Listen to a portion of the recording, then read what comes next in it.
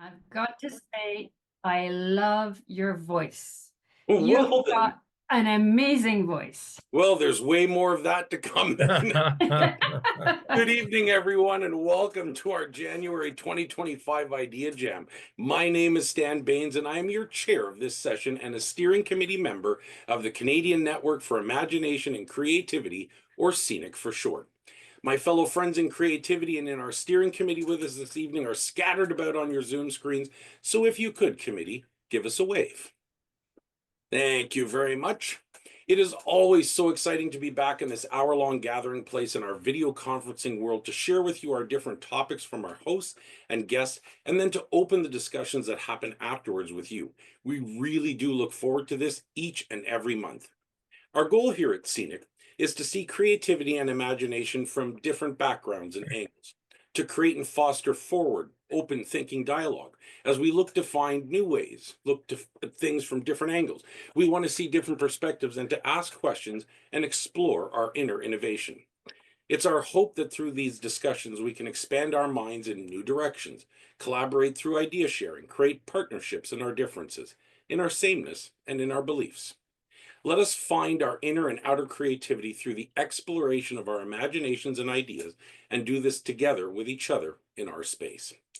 I would like to acknowledge at this time that as a resident of Clarence, Rockland, Ontario, which sits just outside of the east end of the city of Ottawa in Ontario, Canada, that I'm chairing our meeting on traditional unceded land of the Algonquin Anishinaabe territory and people, and we are thankful for this opportunity. As we walk into the new year, we remember the joys and sorrows of the time gone by and journey towards a better tomorrow together. Our Idea Jams is our space to learn, explore, and share. We want you to reflect and participate in your way and make this idea space your own. We want to hear your ideas, your thoughts, and conversations. Our format is very simple here. Once our hosts guide our discussions for the evening, we will open the floor to you for our chats and conversations to begin, and we just kind of see where our journey will lead us during this time together. Nothing is a bad idea. Every discussion point helps move the idea along. This is an opportunity to explore and share. Zoom obviously is our platform of choice for this discussion, so Zoom allows you to participate in many different ways. It has built-in controls that allow you to raise your hand so we can see you when you wish to join in the conversation. You can add things into our chat function, which helps keep the ideas and thoughts flowing, and you can share your emotions with the little emotion reactions as well. Share your ideas your way and join in the jam. For tonight, we are so grateful that they could step in at the last moment, and we definitely welcome them. I would like to introduce you to Todd Hiscock and Janet Kuhnke as they lead us into creative art and the CBU strategic plan. Welcome, and over to you. Thank you, Stan. That's great. And thanks everyone for the invite, to Mary for the invite, and happy to pitch in here from the East Coast here in Cape Breton, the ancestral and unceded territory of our Mi'kmaq people. We have a very close relationship to our Indigenous population here at Cape Breton University, and much of our creative campus often revolves around collaborations with our Indigenous neighbors. So glad to be coming to you from this great place. Janet is with us as well. She's at CBU, a faculty member of the School of Nursing. I'm my main gig here at the Cape Breton University is that I'm the managing artistic director of our Boardmore Playhouse. I'm an actor by trade, and I manage all of our theater offerings here at Cape Breton University. But I also manage our creative campus, something that's relatively new to us here, something that we've had going now for the past 5 years. And so I just wanted to maybe start by giving a little bit of a history of how it sort of all began here, and sort of help maybe define what creative campus is, at least for us. I mean, I don't know that this is an unusual thing. I'm sure these kinds of things happen at other universities, but it's something that we wanted to sort of explore more deeply here at Cape Breton University in many different ways, and I hope I can sort of articulate those as I go through. So about 5 years ago, I was at a meeting with our president, David Dingwall, And he was very interested in knowing what we were doing. He was relatively new here at the time.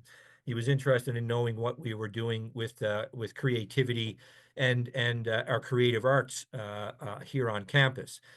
He has a strong belief that that all students at an educational institution should be in some way engaged with creative arts and creativity. That it should be some part of their education, whether it's actually in the classroom itself or whether it's through extracurricular activities, but in some way engaging all students and faculty and staff as well in creative arts as much as possible. In fact, almost on a daily basis. So through our discussions, we come up with this idea of pulling together a task force to look at, in fact, what we did here at CBU in the creative arts. And I was asked to chair that task force and lead that and come up with a series of recommendations to move us forward with this idea. So once we met as a task force, we looked at really four main areas within our university that we wanted to apply more creativity, more creative arts into, and those areas included our actual facilities, our physical spaces around campus. We have a number of facilities here that are directly engaged in creative work. The Boardmore Playhouse, which is my main sort of gig here.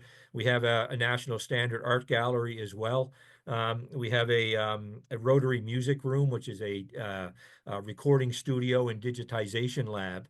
And we also have a Center for Sound Communities, which is a social innovation arts-led a center that we engage with a lot of our external community partners through. And so we wanted to look at those facilities and ask whether or not they are in good enough shape to be able to do what it is we think we want to do at CBU. And through that investigation, we obviously found that there are obvious deficiencies in our physical space, and so we put together a series of recommendations to send to the administration to ask for updates and upgrades in our facilities.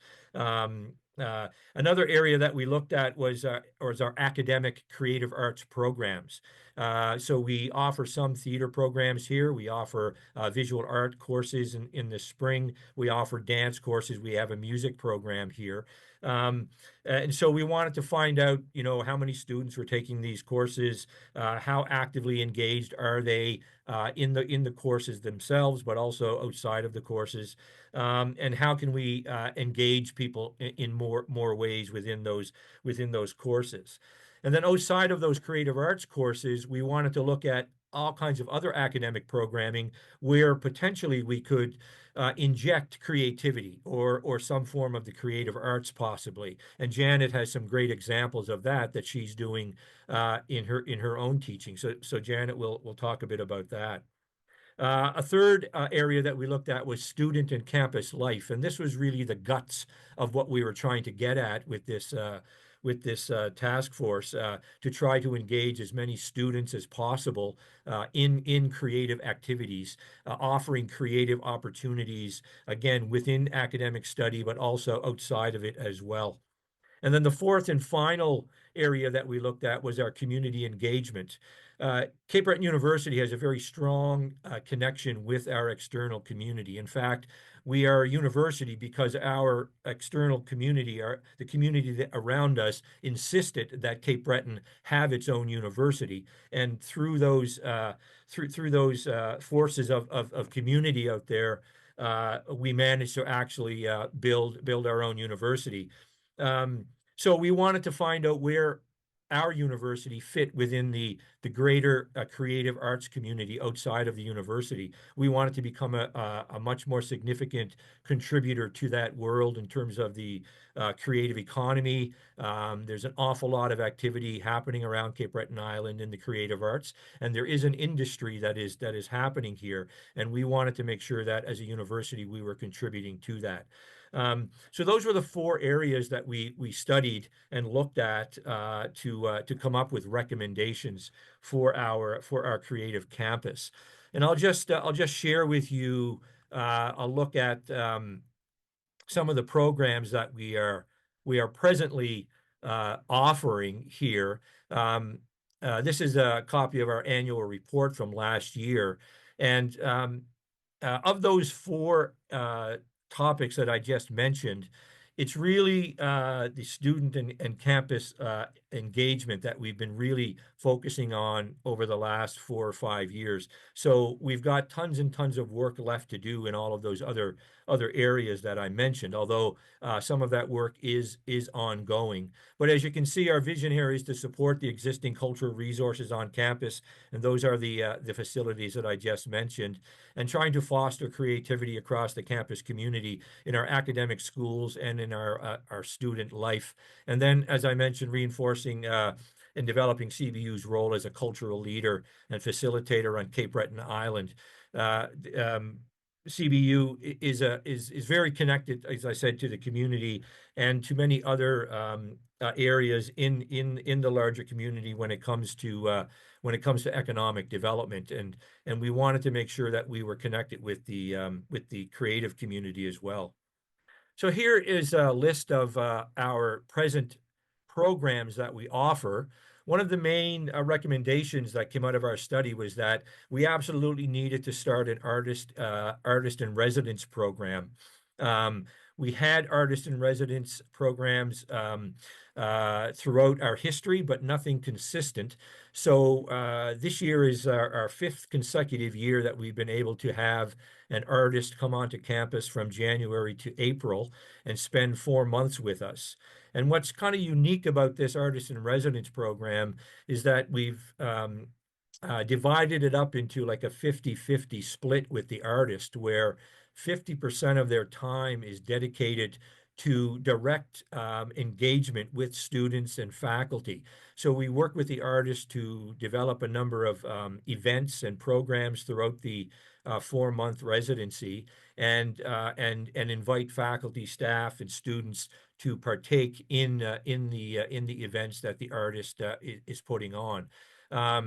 So we have a very direct way of attaching that particular artist to our students, to our faculty, and to our staff, and in fact visitors to the campus as well.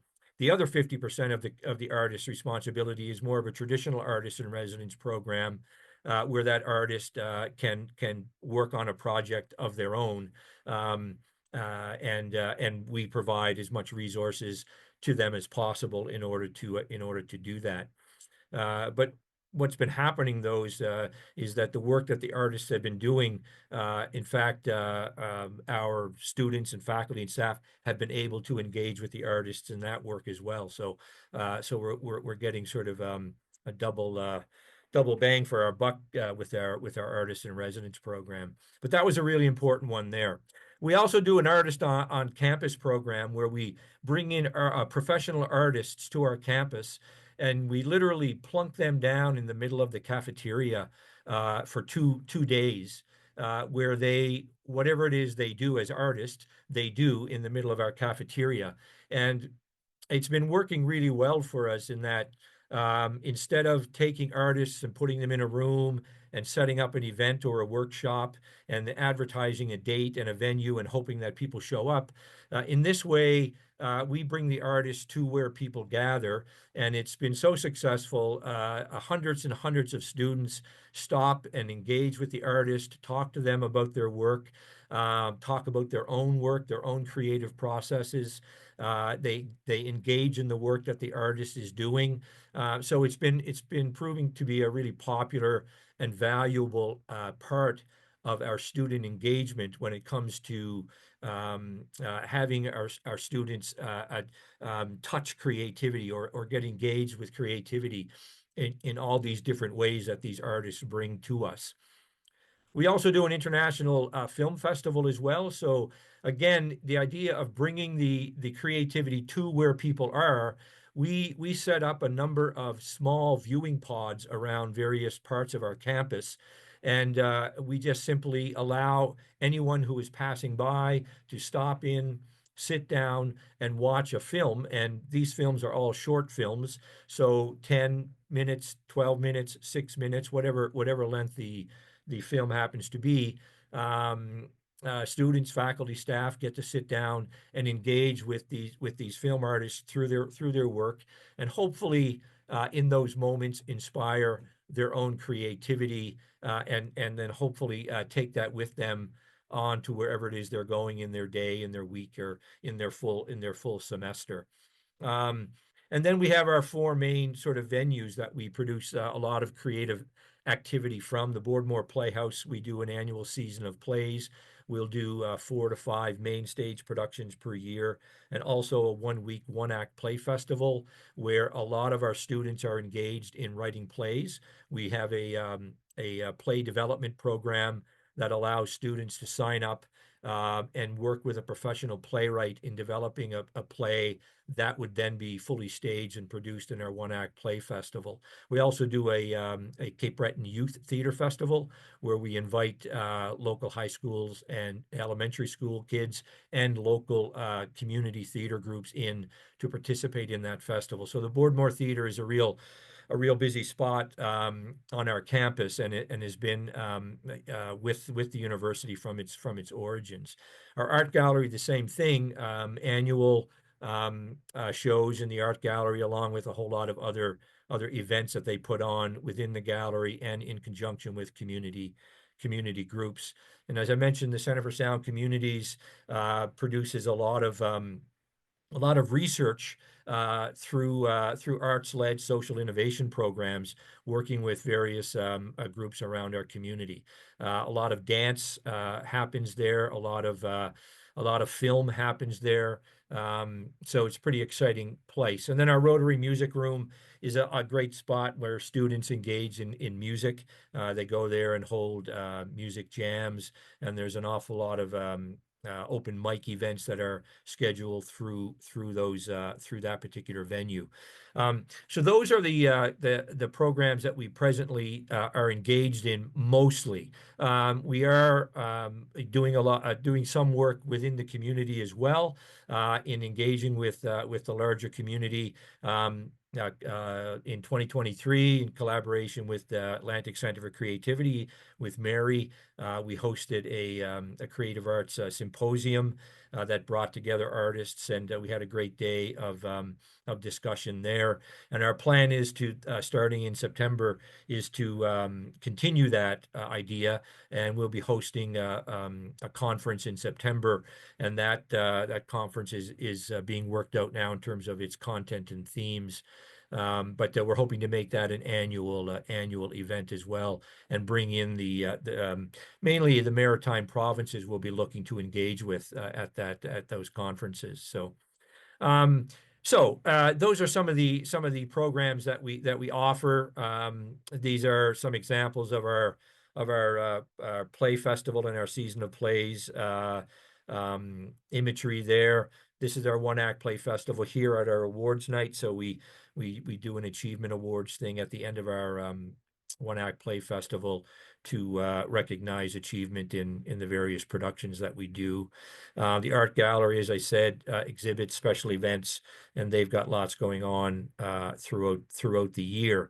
Center for Sound Communities and Rotary Music Room, and some images there of those spaces. So so those are some of the ideas that we've been working with, trying to engage as many students as possible, as many faculty as possible in bringing creativity to the campus, trying to enliven the campus literally on a daily basis as much as possible, with the idea that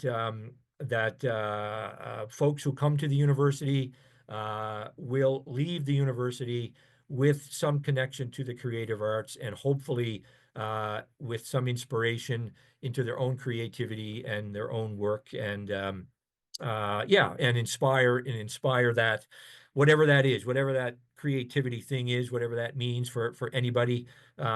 We hope to sort of touch on that in some way and make it meaningful for folks as they spend time on our campus. So that's a bit of a quick overview picture of things there. Janet may want to talk a little bit about some of her academic research and the kinds of things that she's doing within her own classroom. So I'll hand it over to Janet, if that's okay, Janet.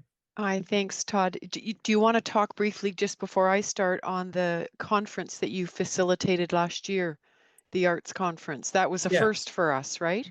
That's right. Yeah. It was a conference that we again hosted with this Atlantic Center for Creativity.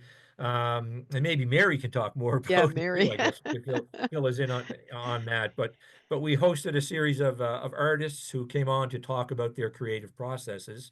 Yeah, it was I guess it was a fun day of a lot of discussion. We were in the same room for the entire day, so it was quite close engagement and lots of great sort of discussion and sharing of creative ideas and creative practices that both the artists and the audience are involved in. So yeah. It had a lot of meaning too, Todd, because there was a lot of new people in a post-COVID world, and we're like, oh, you do this and you do this. And there was lots of students involved. Todd was amazing to get all the different student groups involved. So I think how many people? It must have been 75 people, 60, 75. I can't Yeah, I think remember. it was a pretty good turnout for the first Yeah, go. for our first stab, Yeah. eh, Mary? So thanks, Todd. I'll briefly share. I'm a little daunted to be in the presence of all of you. I'm a bit new to the academic world. I'm a registered nurse. I've nursed a long time. We'll just leave it at that. Like Todd, I live work, and play in Unama'ki. I live on Bullendry Island in the middle of nowhere on 200 acres. But I work in amputation prevention. So I work with Wounds Canada, looking at how to prevent limb amputation. And that's been a lot of my work the last few years. But as an artist, I was trained through a lot of community programs that were available through Vancouver and White Rock, Campbell River, Courtney Comox, a lot of generous artists, as many of you are, that ran workshops and day clinics for people like me that were sort of on the fringe and not sure where to fit into the world of art, even though I do a lot of different art with a lot of different media. So during COVID, I started to teach. I'll share two examples. One is the academic world, which I'm still navigating. But one of the courses I've been asked to teach facilitate, I say alongside several nation members, is a course called Indigenous Health and Healing. And I am a white Irish Scotch girl. So, I had to nudge up against all my privileges and continue to do that hard work every day and learn from each other.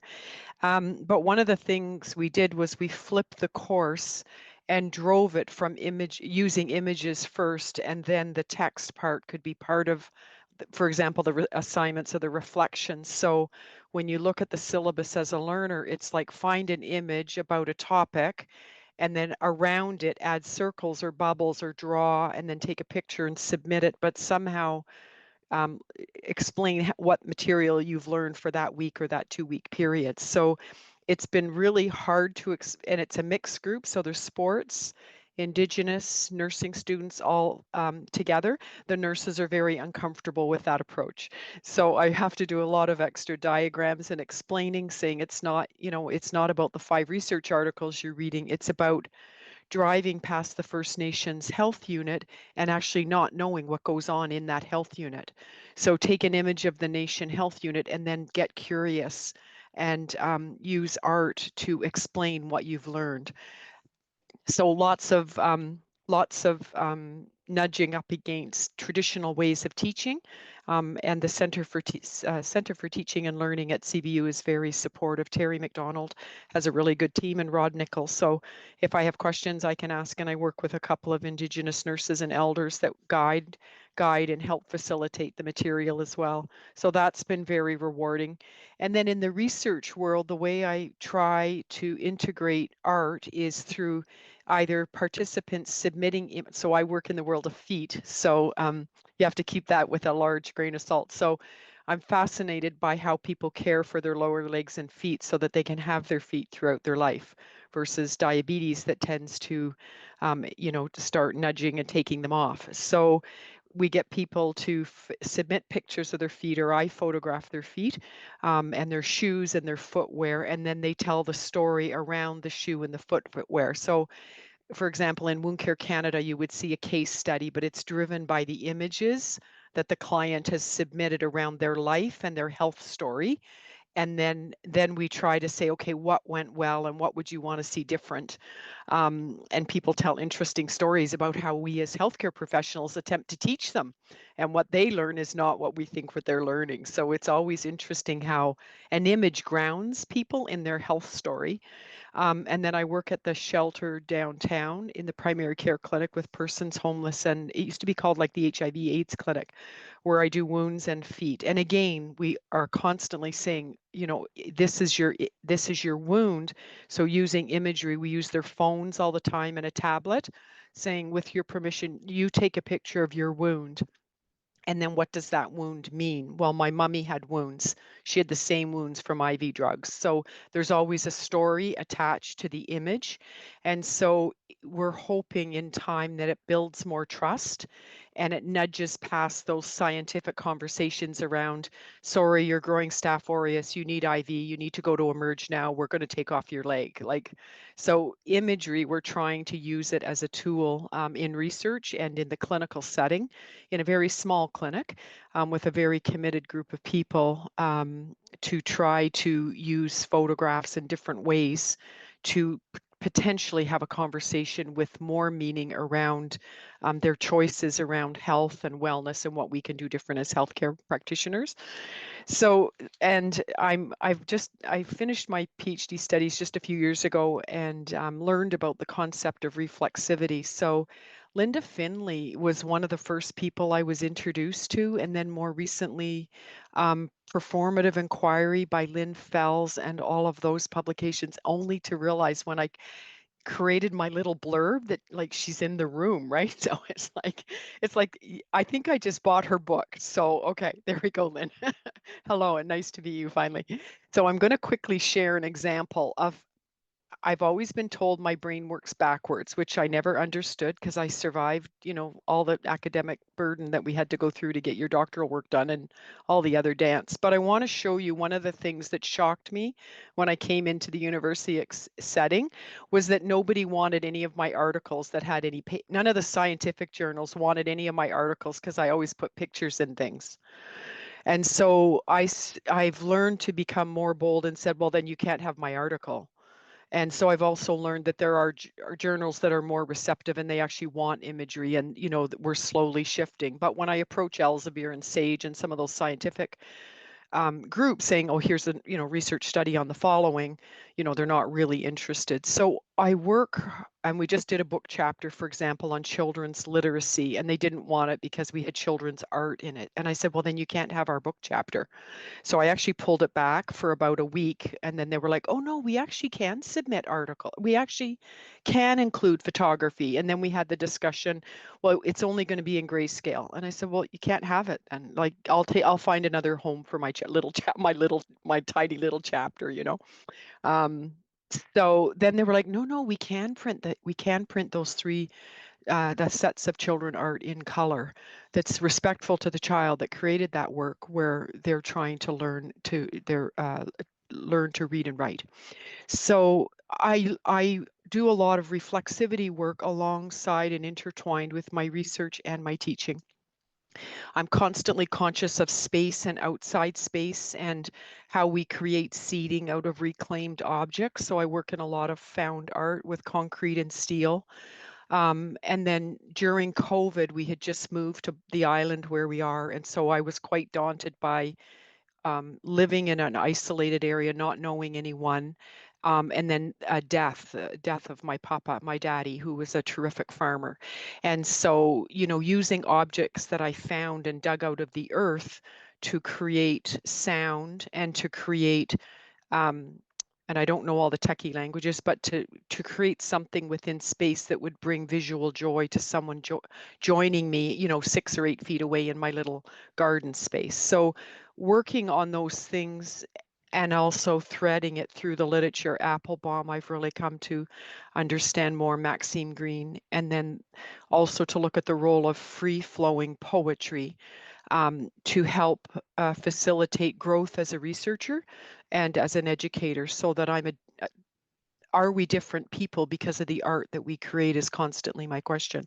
So this one I did for Daddy in honor of the COVID, the mutations were starting to occur, and I was doing my infection control certificate for nursing, but at the same time trying to navigate his death in ICU with ICU and being isolated as a deaf man in a well-known farmer locked down in an ICU unit, and trying to manage the sense of motion and space and the sense of swirling. So, what else can you do with a 1954 truck chassis but use it as a foundation with plowshares and the gear shift, and then those are 1900 bands that would have been around a single wagon buggy from a farm. So just trying to look at how to use those objects, but then to write and create the responsive poetry or paragraphs that would surround it. So part of it was nudging up against journals that were like, what are you doing? And that was okay. I'm pretty new at this, so that was okay too, because I met Sandra Jack Malik, Patrick Howard, that really kind of embraced me and helped me understand some of the work. So it's really reflexivity and looking at how art helps me perform the reflexivity and different objects, concrete and steel. And I'm just learning to weld, and I'm just learning to chainsaw carve. I've done a few now so far. So yeah, that's sort of, I'm going to stop sharing because that looks very self-centered. Yeah, and just really grateful for the CBU community and the work that Todd does. Just to really navigate some of I'm not from the academy. I kind of came into the academy and have been uncomfortable for many years in the academy. But in the community, like Todd said, many of us that are come from a ways, when we join, like I'm part of the Monroe Crafters Guild. So they're a long-term 40-year crafters guild in Cape Breton that do all the rug hooking. I'm just going to join the rug hookers, by the way, which apparently brings up a lot of laughter. But they're the traditional rug hookers that are trained from people from England and Ireland.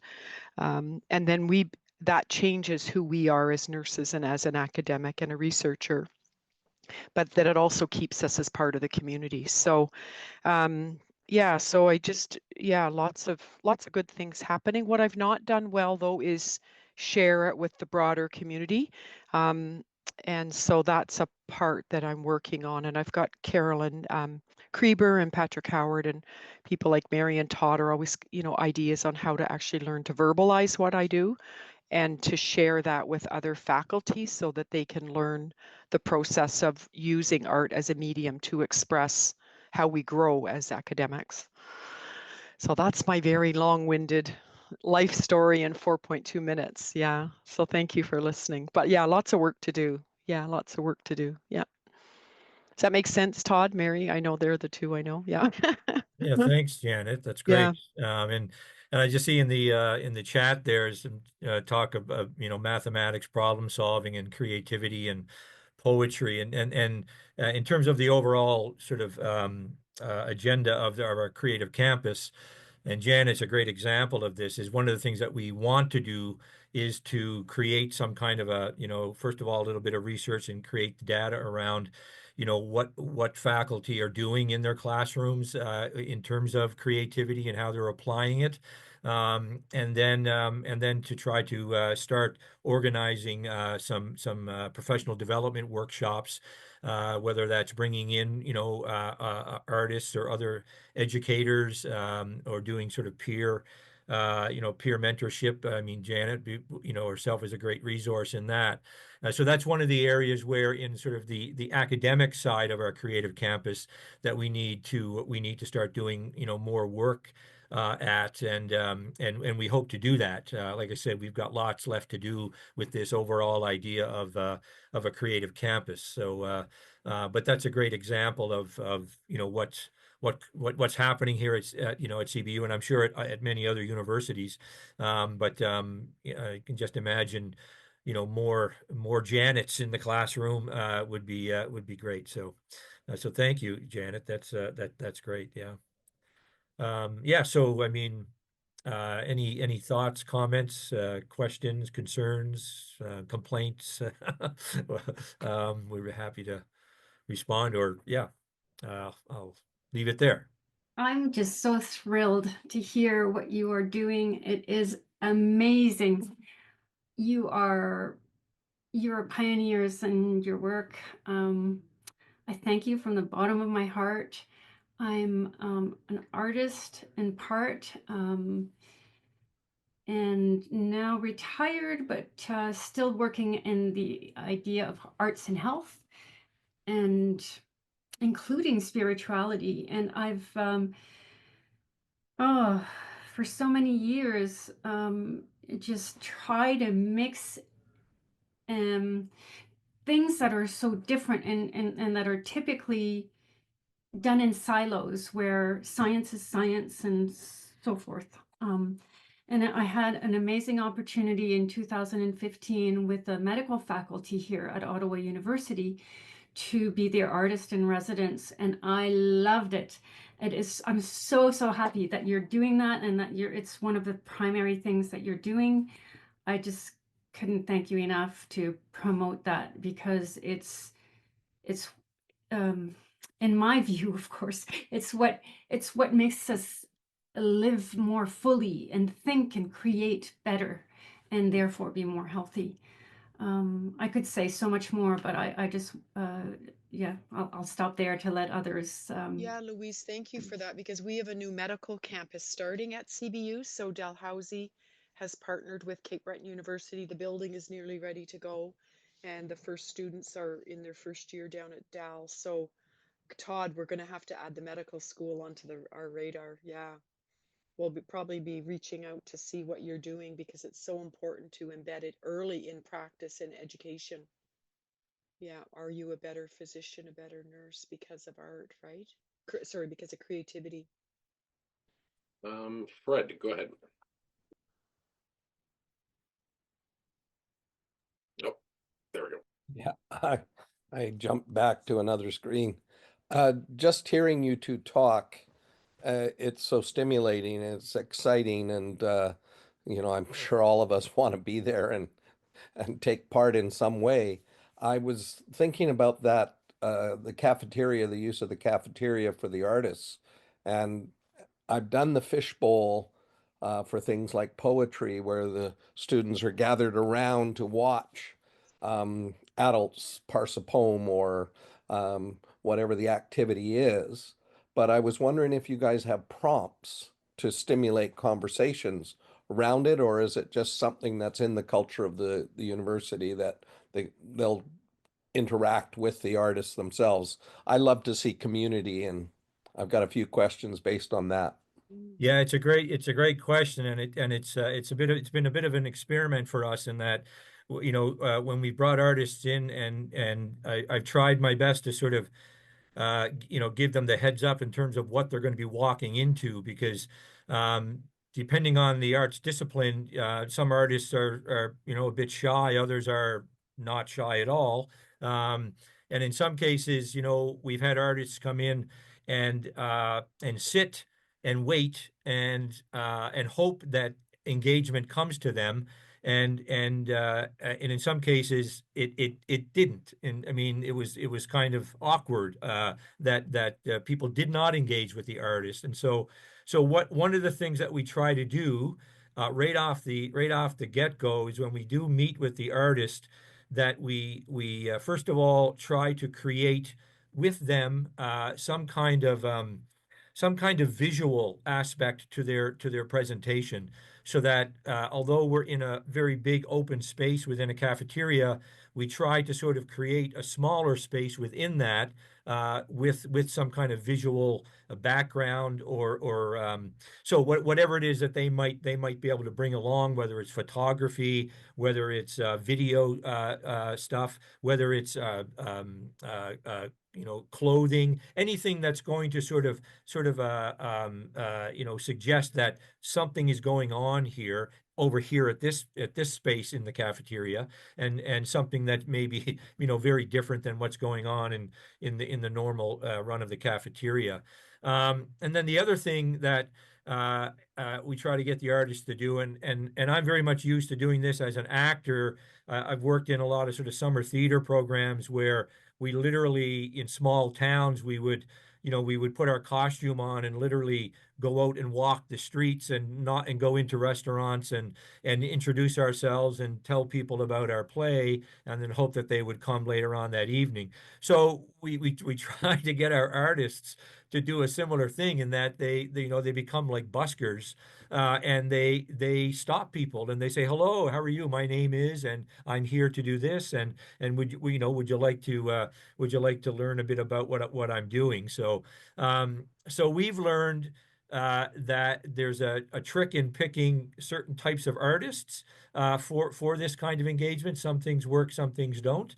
But for the most part, we've had pretty good luck. A really good example of a creative writer. Now, I was a bit concerned about this particular person coming on and sitting in the middle of the cafeteria. How do you get students to engage in creative writing in that kind of space? So when I explained to him what we wanted to do and what we really wanted the outcome to be, he came up with this idea that he would bring along as many different um, uh, things that people could write on. So he brought magnetic boards with magnetic letters. He brought reams and reams of blank newspaper print with markers and pencils and pens. He brought an overhead projector, hooked it up to a laptop, and was able to project up onto a screen.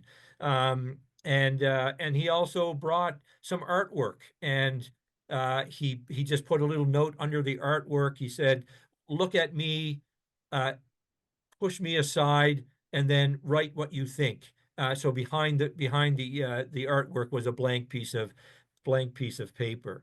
So over the 2 days, we actually got in trouble with our facilities management folks because our cafeteria was so full of creative writing on reams and reams of paper on these magnetic boards that we had to literally start posting them on the backs of cafeteria chairs and on the walls. And so we literally blocked, egress sort of ways of people moving through the cafeteria. So our facilities management folks got kind of angry at us because we became a fire hazard. But that was a great example of a particular arts discipline, with writing. And the other great thing about that too was that we have a very large international population here at Cape Breton University, and what we ended up looking at was so many pieces of writing, whether it was a poem, a story, a song, all in different languages. We must have had at least, I think, over 30 different languages represented in our writing on over those 2 days. Um, so yeah, setting up in the middle of a cafeteria can be a little terrifying, but I think it can be really exciting too when that engagement happens. And for the most part, we've had really good success with it. So I have some follow-up questions, but I'll let John go first. Go for it, John. Thank you. This has been really good. Um, it what when you were describing the sort of agora in the cafeteria of art, uh, it reminded me of probably the best conference I've ever been to in my life. It was in 1999 in Boston. It was a complexity conference. And so we'd have a panel, but all along the walls were sort of paper laid out, and we had about 3 or 4 artists drawing as the panelists were speaking. And what they were doing is reflecting back onto the audience and onto the speakers their comprehensions of what was being discussed. And so this made living art not the artist on a pedestal, but the artist as a participant in a learning experience. And it sort of, it just made me think that you could bring that sort of thing into a classroom, and you could, you could, students could learn to model how to capture a lesson in a different way, right? So it just sort of just trying to do a little jazz on the cafeteria agora of art. Yeah, no, absolutely. And what really gets me excited about that kind of thing as I, pass by and watch and engage with students is that there I don't know how to explain it. It's there's a moment, there are moments in their engagement with these artists in that particular environment that is absolutely honest and true. There's something really genuine about what they're experiencing at that time, and I can only imagine that there is no better way of learning something than making it a personal experience, right? To take a moment like that and understand it in whatever way that you understand it, and engage in it in whatever way you can engage in it. I'm sure that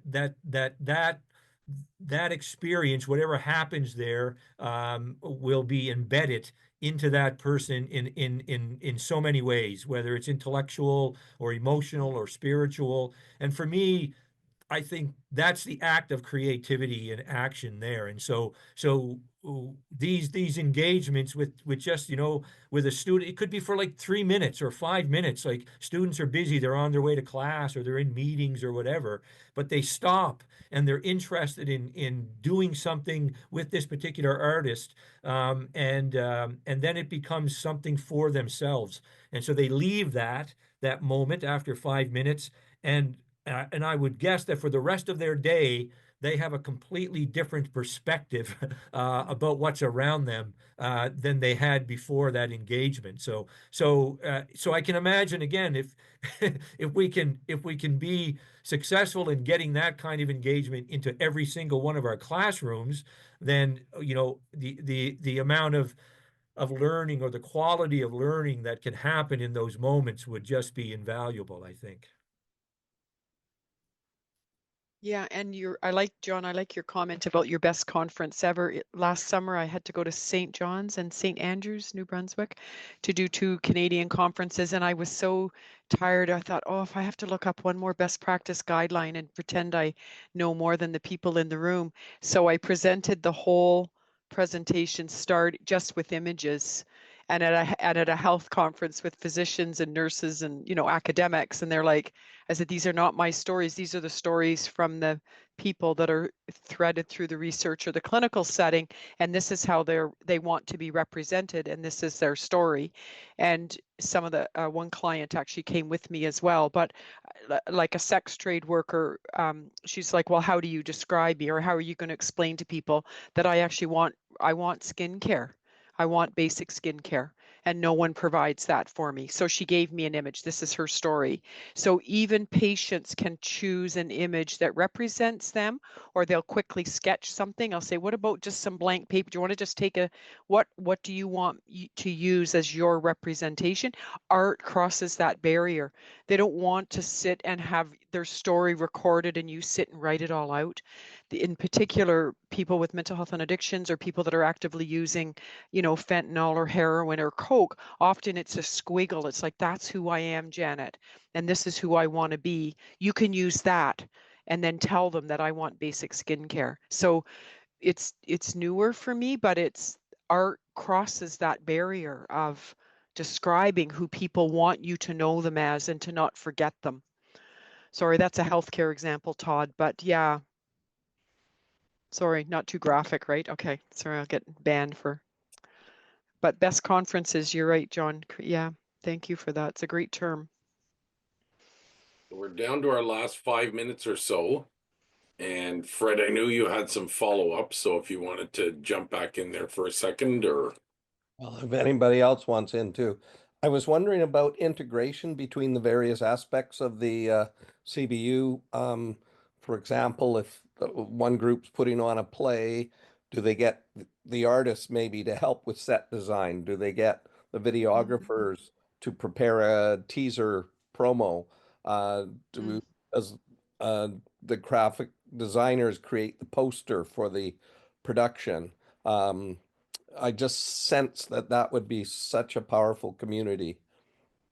Absolutely, and especially with our artist in residence program, that's one of our main goals is to couple that artist up with our existing programs, and so we have a long history and tradition of theater here, and so we like to always consider choosing our artists in residence from that perspective, that how can they come into what we're doing already and help facilitate and teach and in fact, give our productions even more quality, bringing their professional talent to us. So as an example, like our artist in residence this year, Rose Morrison, she's a traditional Celtic, Irish, Scottish fiddler, dancer, singer, songwriter.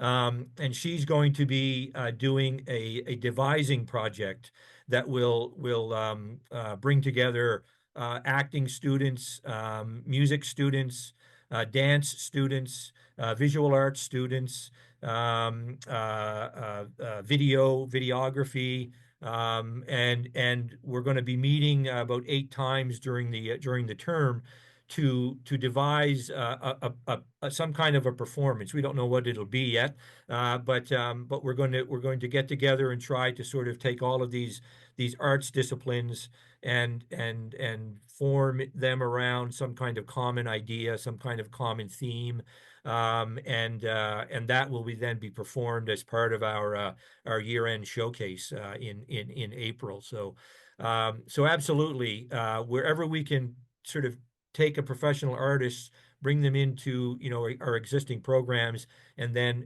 help them lead aspects of that is certainly a big part of our mandate. Yeah. Final thoughts, Janet, Todd? Well, this has been great for me. I really appreciate you hearing what we've got to sort of offer you, and I'm glad it sounds a little bit exciting to you. So fantastic. I'll extend a big welcome to you all. If you're ever in the area, please come by and visit our campus. We'd love to see you here, and happy to show you around the university, and in fact the Cape Breton Island in general. It's a beautiful part of the country here. So thank you all very much for the opportunity. Yeah, thank you for listening. I appreciate it. Thanks for the welcome. Well, we have reached that magic time, but we are so glad that you two could join us, especially in our change of program. What an exciting opportunity to be able to hear what's happening, and what different perspectives, as always, that we enjoy to be able to listen to. So please come back and join us again. We would love to have you back. Yeah. So, and thank you all too for your questions and for your engagement. This is part of what keeps our idea jams going. So we're so glad that you're with us. So we want you to know that Scenic is socially connected. Check out our website at www.canadiannetworkforimaginationandcreativity.com. It is one giant thing. Now with our updated idea jams list. We can also be found on Instagram, Facebook, X, YouTube under Scenic. Find us online for more information and links to register for idea jams for the new people. View our bios, view past idea jams in the chats, and other helpful information about us and what's coming up. As we close for this evening, we thank you again for joining us for this past hour, and for joining us as we launch back into this new year. Please join us again next month in February on the 20th, as I will be our host, and we are going to be speaking about imagination inside the box, finding creativity when you just can't see outside of it. On behalf of all of us here at Scenic, thank you for spending your Thursday evening with us. Thank you for sharing your creativity and imagination with us. And we look forward to seeing you again next month. Have a great evening, everybody, and good night. Thank you all. Thanks, Wonderful. everyone. Have a good night. Thank you.